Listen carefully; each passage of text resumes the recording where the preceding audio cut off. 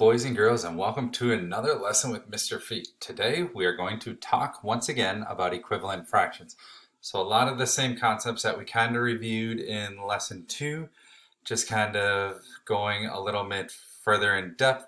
But again, remember this is unit 7 and it's kind of a culmination of the entire year. So there really should not be any new concepts being introduced to you, and all of this stuff should just be reviewing concepts that we've learned throughout the year. So, learning target for today is that, again, you can make and recognize equivalent fractions. So let's get right into it. So it says the bar shows to name two fractions that are equivalent to 8/12. The denominator for two fractions you can make are filled in for you. So the first one, we want 8/12. We want it to equal 6. Well, now this kind of gets back to where I ended the last lesson. How do I turn this 12 into a 6? Ooh, 12 divided by 2 is 6. So if I divide this by 2, I have to do the same thing to my numerator. What's 8 divided by 2? That would be 4. So I would need to shade in 4, 6. So I need to divide this. Let's see, if I divided it each into, let's see, 6 parts. That would be, I would need to do it into thirds. So if I, that would be thirds, divide those in half, and that would be 6. And then I want 4, so 1, 2, 3, 4. And that is equivalent, okay? Now, I'm gonna erase what I did up here, but I want my denominator to be thirds.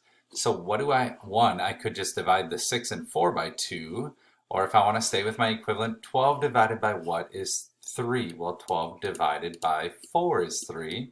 So, and if I divide the denominator by 4, I have to divide the numerator by 4. So what's 8? Oh, sorry, that should be a 4. 8 divided by 4 would be 2.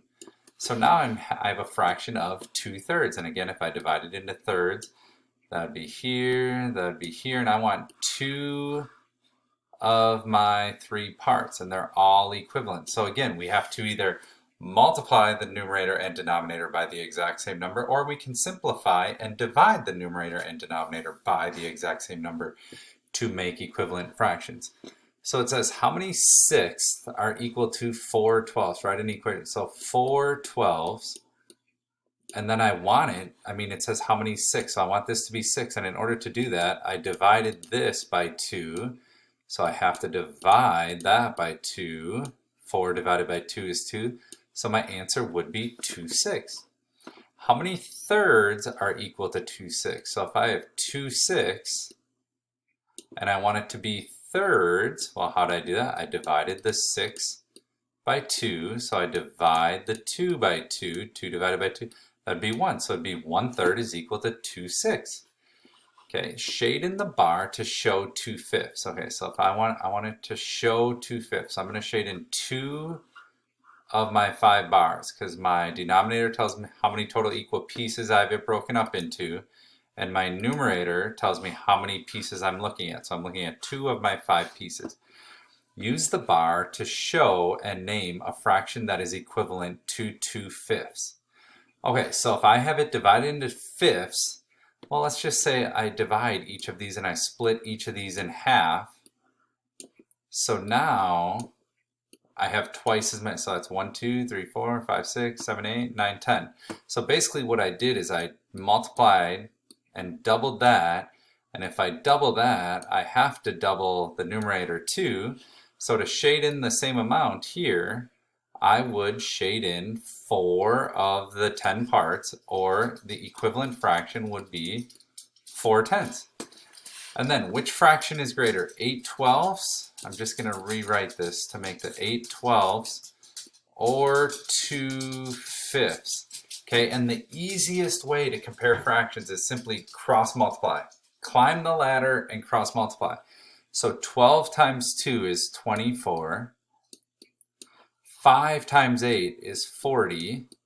Well, 40 is greater than 24, so 8/12 is greater than 2/5. And remember, The alligator's mouth always wants the most to eat, so it always eats the bigger number or bigger fraction. And in this case, 8/12 is bigger or greater than 2/5. So 8/12 is greater than 2/5. So again, just a quick, simple, fast review of how we can make equivalent fractions by multiplying top numerator and denominator by the same number, or dividing numerator and denominator by the same number, and then how to easily compare fractions just simply by cross multiplying and knowing your basic math facts.